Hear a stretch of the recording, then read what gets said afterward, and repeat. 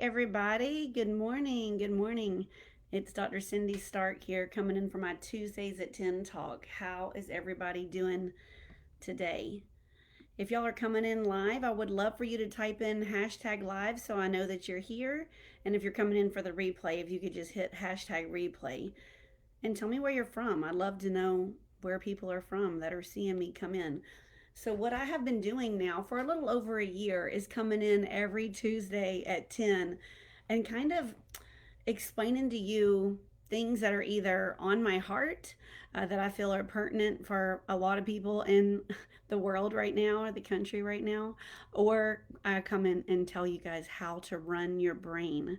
I feel like so many of us try to run our brain. We think we're running our brain and we're living our authentic lives because we are doing what we consciously say that we want to do. We're very into goal setting and kind of getting what we think is most important for us.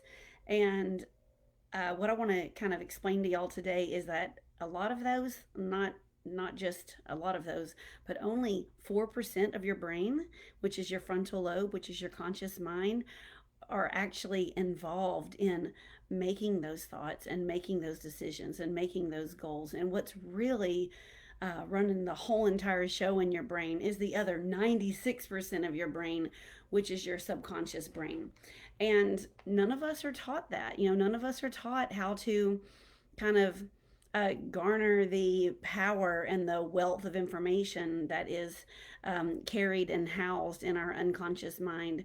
And this is what I want to come in here every Tuesday at 10 a.m. Eastern Standard Time and share with you guys. Hey, Jenny, I'm so glad to have you here this morning. It's so good to see you. Thank you for being here.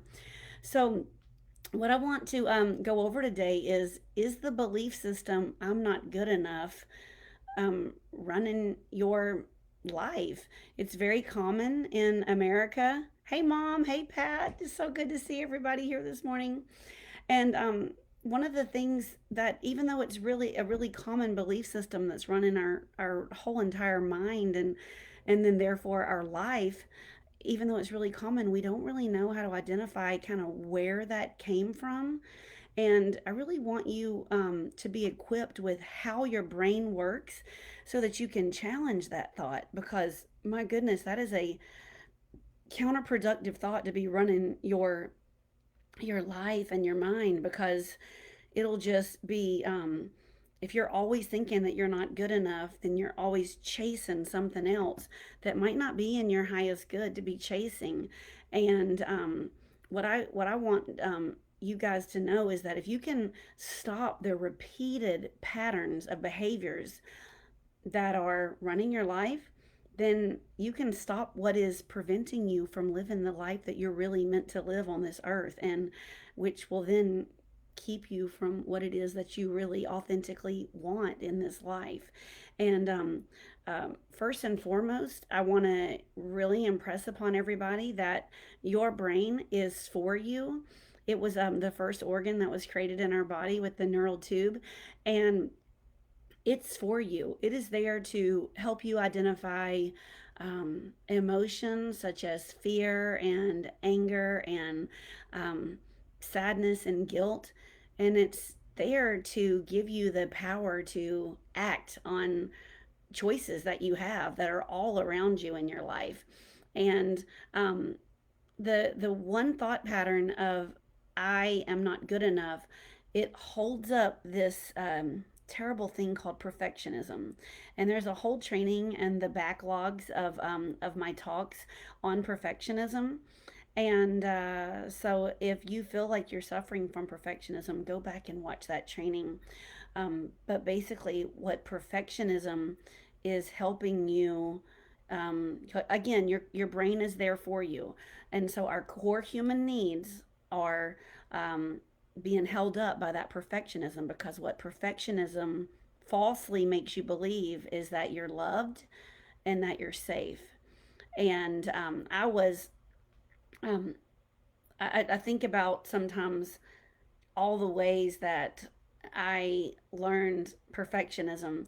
And, I don't know about you guys. I was the baby of the family, so I always wanted to be like my sister. So she had her own gifts and talents. And, she was always like this beauty queen winner. And she was always, the cheerleading co captain and homecoming princess and all this stuff. Well, if I was just always trying to gain love from her, hey, Pat, and love from her and acceptance and significance from her and feel safe within my own home environment, then I would be also trying to do what my biggest idol was from the time I was born, which is my sister. And it would be living my life based on the playbook of her gifts and talents.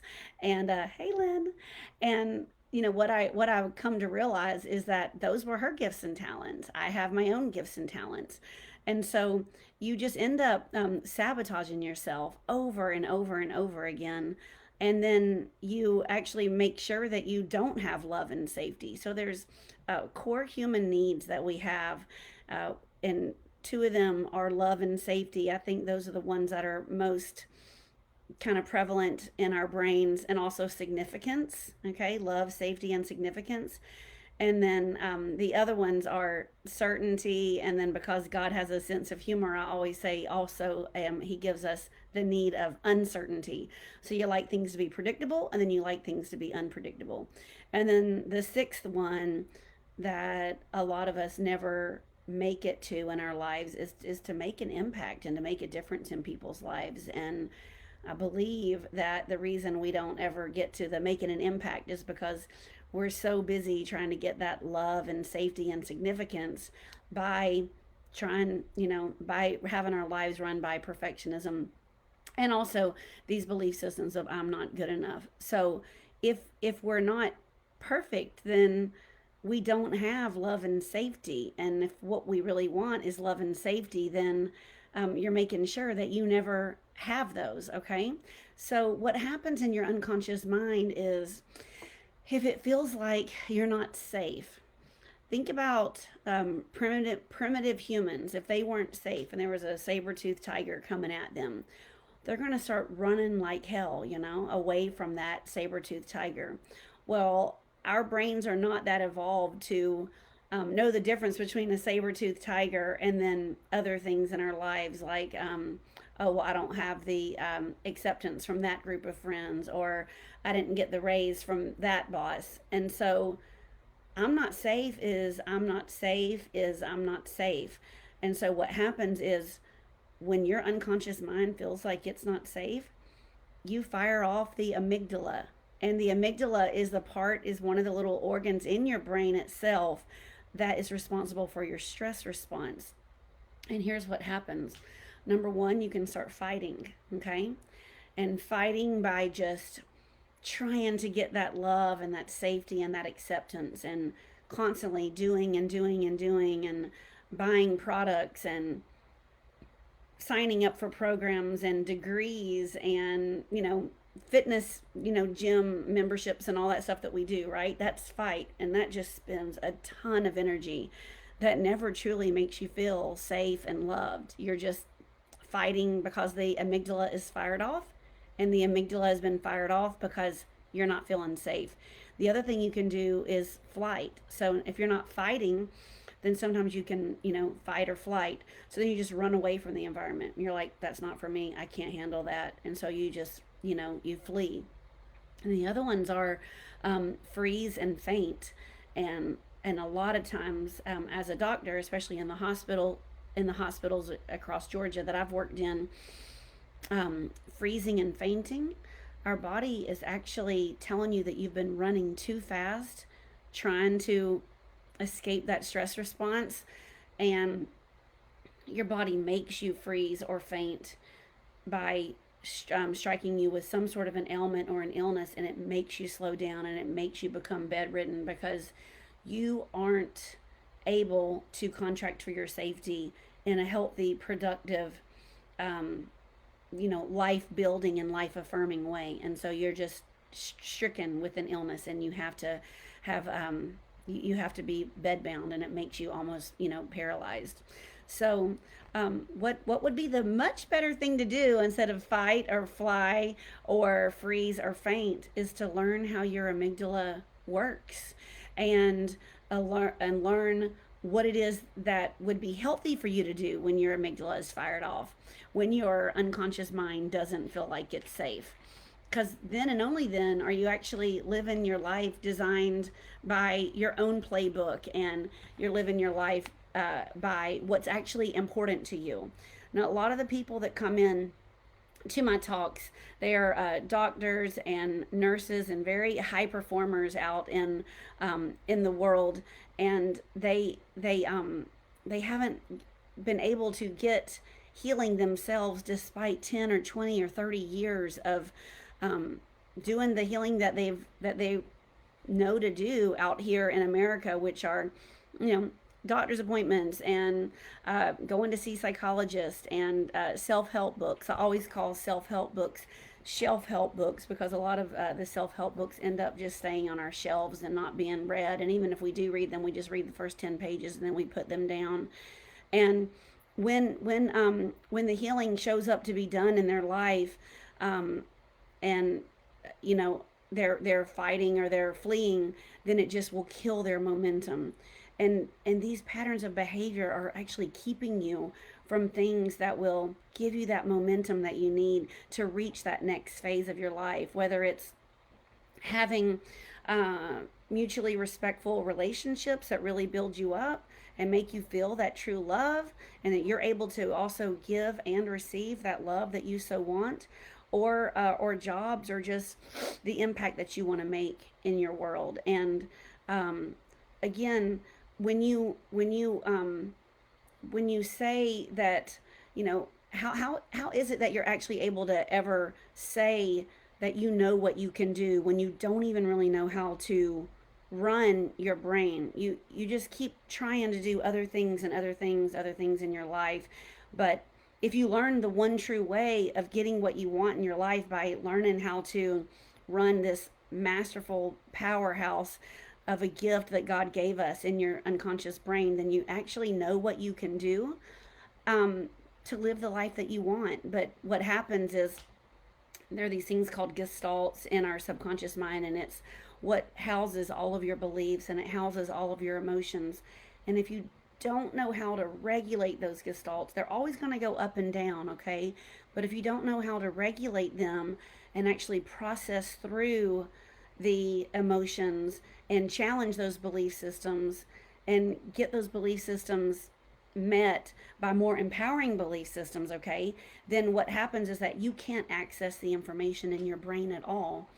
And so then you're just running on autopilot, and a lot of the things that you do, you just do because you don't think that you're good enough. And so I want to empower you guys to realize this morning that if 96% of your brain is running on those autopilot behaviors, and if you're at the stage of your life where all you've been doing is fighting or fleeing or freezing or fainting over and over again, and you're not where you want to be right now in your life, just give yourself some grace, because no one teaches us how to actually run and operate your unconscious mind. Okay, so again, go back to your hey Heather, hey Michelle, go back to these old trainings, because I really go in there into a deep dive on exactly what is in your unconscious mind and how to gain access over the power that it houses. And you know, knowledge is power. And so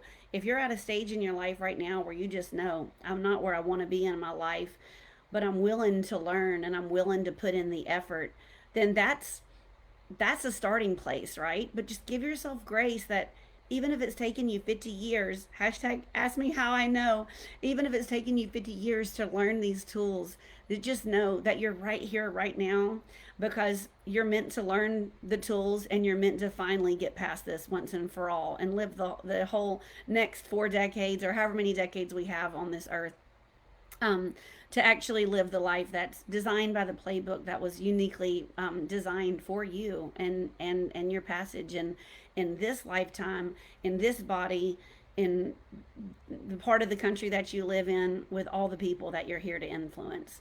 So the real behavior change happens when you actually attack your unconscious mind. And Again, no one even knows how to, most people don't even know how to attack their unconscious mind. And so there is a billion with a B, $1 billion industry out there banking on all of us feeling like we're not good enough. And, I have an 18 and a 20-year-old, I have two kids, 18 and 20 years old. And I notice one of them more than the other, but they are constantly inundated with messages from social media. And I know that everybody probably knows this, but I'm just going to say it. There are people that get hired in order to make us addicted to social media, that give us those dopamine hits. They even come down to the shade of blue of the banners. And, like, they used to just have like a bell that came on when you got a notification. Now the bell rings because there's some scientist on their team that has figured out that 99.9% of the people cannot not look at a bell that not only rings and it looks like a bell, and then it also shakes too. So just think about that. They're paying for our eyeballs, and then therefore they're paying for real estate in our brain. And not only do we get these messages from social media, but you also get messages from advertisements on television and billboards and whatever kind of media that you consume. I personally don't look at television ever, but there are billboards that I drive by, and there are things that come in my mail from plastic surgeons, makeup companies, fitness companies, and you know all they're wanting you to do is to buy what they're selling. They're trying to separate you from your money. And you really have to learn the authentic you that you were put on this earth to be, or else you're just going to be putty in those people's hands, and all you're going to be doing is chasing after whatever it is that they're selling, and they're promising you that that's going to make you feel significant and loved and safe. And there's a verse in the Bible that says comparison is the thief of joy. And sometimes I consciously create retreats for myself where I just get a holiday from social media and from anything that makes me compare myself to others, because, and my goodness, social media, it's a gift and a curse. But you're just always seeing not only what everybody else is doing, but also their highlight reels.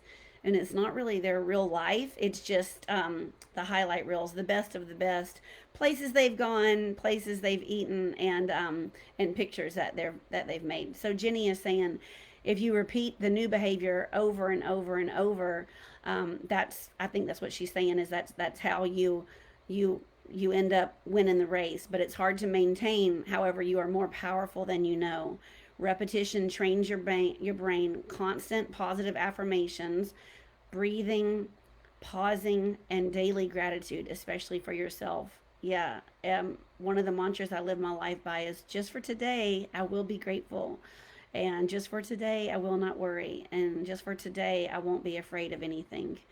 And when you actually, another thing about affirmations Jenny brings up, if you are able to make affirmations that actually will feed you and honor you from who it is that you are, with your own unique gifts and challenges and tribulations that you've been through in your life, then you're actually making affirmations that are built on what you need with your specific childhood trauma and the emotional wounds that you've gone through, instead of making your affirmations based on someone else's. But so that brings me to my next point. When you're thinking, I'm not good enough, if you're looking outside at other people's lives and hair and eyelashes and fingernails or whatever, vacations and food and families, clothes, you're looking outside thinking, I'm not good enough, when all you really need to do is be able to look in. Because if you start doing what others are doing, and then you're not seeing the results that you authentically want in the deepest, most innermost parts of your mind, then you're going to feel like a failure. And it's just like this perpetual cycle. Has anyone ever done that? Thought that you wanted to do what someone else was doing, and then you got it, and you kept jumping through the hoops of kind of living someone else's ideal life, and you realize that's not what I want at all. And then you're, you know, tens of thousands of dollars in, or tens and hundreds of weeks in, you realize, oh gosh, that's not what I really wanted. So then you have to like quit that job, and then you realize, oh, well, I thought that decorating my house would like that would make me happy, and you realize that didn't make me happy at all. Or the clothes, or running different races of your life, whether it's physical races or just other rat races. Education, some people think that, oh, if I just got that degree, it would make me happy, or it would make someone else listen to me. I know for myself, um, I got two doctorate degrees back in my 20s because I truly wanted to cure childhood cancer. That was my original goal, which is what made me want to get into medicine. But I thought having that MD and that PhD behind my name would really make me know how to cure cancer. And now that I'm 30 years into practicing medicine, and I realize the strokes and the cancers and all that I see in my patients, I'm not really curing that. If I just could have gotten to them 30 or 40 years before, um, so they could get rid of the effects of different traumas they experience. Our body keeps score, and those traumas are kind of stored in our DNA, literally in our cellular structure. And if you can get rid of that cellular damage that's done, you can prevent 20 years or 30 or 40 years later getting the cancer, or getting the heart attack, or getting the stroke. Hey Jana, it's good to see you here. So and when you're always running that rat race, you can get things like adrenal fatigue, you can get fibromyalgia, you can get diabetes, you can get all kinds of autoimmune disorders. And then when you go and see doctors, they're just going to give you medicines that'll kind of like mask those diseases or treat the problem at hand. Whereas if you really wanted to get to the root of the problem, then you can make sure that not only that disease goes away, but then you can prevent all other diseases.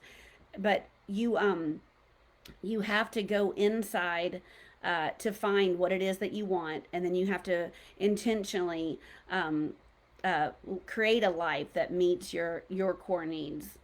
And yeah, and Lynn is saying it's important to treat all aspects of our sickness. That's right. Like you can always tell people, one thing that my kids suffered with, one of my kids did when she was younger, was the sinus infections. And I'm like, we can give you antibiotics and we can get rid of the sinus infection, but what was it that predisposed you to get the sinus infection? And it was always that she wasn't getting enough rest, and she wasn't drinking enough water, and she was eating too much sugar. And so sure enough, 99% of the time, we were able to get rid of the sinus infection by just getting rid of the sugar in her diet and giving her the rest that she needed. But the antibiotics were good if it was, really far gone. So that was very difficult being a doctor mom, knowing when to actually seek medical care for my kids. But anyway, back to being exhausted because you're running someone else's life. You're playing your life by someone else's playbook. At the end of the day, you're either going to be built up and living that life that was designed for you, or you're going to be exhausted because those gestalts are full, and you're going to be at the end of your rope, and you do not know the tools on how to regulate them. And so many times I think, especially in people that are 30 to 60 years old, which are the people that I work with in my Soul Circle Academy, we think that, well, if we're tired, we just need to go on a vacation and rest, or like numb out on Netflix, or people do all kinds of things. They go shopping to make themselves feel better. They drink alcohol to make themselves feel better. And none of that, of course, fixes anything. You really just got to go to the root of the problem. And that's what I teach people how to do in my program, is to really kind of get rid of that emotional baggage. And I always say, if it was easy, everybody would be doing it, and we wouldn't be in the state that we're in America right now, where everybody is massively in debt, massively sick, overweight, dependent on all kinds of drugs and all kinds of doctors. And all that stuff does is just kind of mask the real problem. Yes, temporary fixes. It kind of makes you numb, and it just it really just sets you up to make sure that the life that you have left is going to be just like the life that you've already been living. So I polled my clients, and here's some of the things that they said that running that rat race of I'm not good enough has robbed them of: a sense of direction, safety, protection, true healing, knowing that they're doing a good job, love, healing, and it feels like no one understands them. It's robbed them of peace, and it's robbed them of support. I don't know about you guys. Talk about support. I think a lot of us in America think that we have to do everything on our own. And if you realize just how many people are around you that can support you, like you're thinking that you have to be this island doing everything yourself, but you realize all the people that are here to support you, you could build an empire, and you can really have a greater impact in the world if you'll just open your eyes to realize that just how many people are there to support you. And if you're trying to do it all alone, and you end up feeling like a loser, and you end up feeling like a failure, and uh, and then you're just guaranteed to be just fed up with yourself and throw in the towel and throw your hands up and just stop even trying to fight for anything. And uh, when you know instead how to attack your unconscious mind, which are the tools that I teach in my 12-week Soul Circle Academy program, then you actually are able to clear out all of those negative limiting beliefs, and you're able to regulate all of those emotions that are there for you. Those emotions are there to help you in your life. Your brain is for you, not against you. There's so many gifts that are in your brain if you know how to access them. And there's a lot of ways to clear out your unconscious mind, but the most effective, most quick one there is to do is this 12-week process called the trauma healing method. And you will go in, influence by influence, everything that influenced you in your life to make you who you are right now, emotion by emotion, limiting belief by limiting belief, and actually regulate those parts of your brain, because they're going to keep filling up year after year, month after month, week after week. And what happens when you clear that out and you're able to make new neural pathways that support you in your life, then you know how to feed those new neural pathways, and you can really get true, real healing. And if you're sick and tired of being triggered in your life, and you're sick and tired of being overwhelmed in your life and feeling like you're running in a rat race, then just DM me. It'll just keep showing up in all kinds of ways in your life. And, you can have all the promotions at your job that you want. You can be enmeshed with your kids and get all this love from your kids, and none of it will matter if you can't actually feel it in a meaningful way.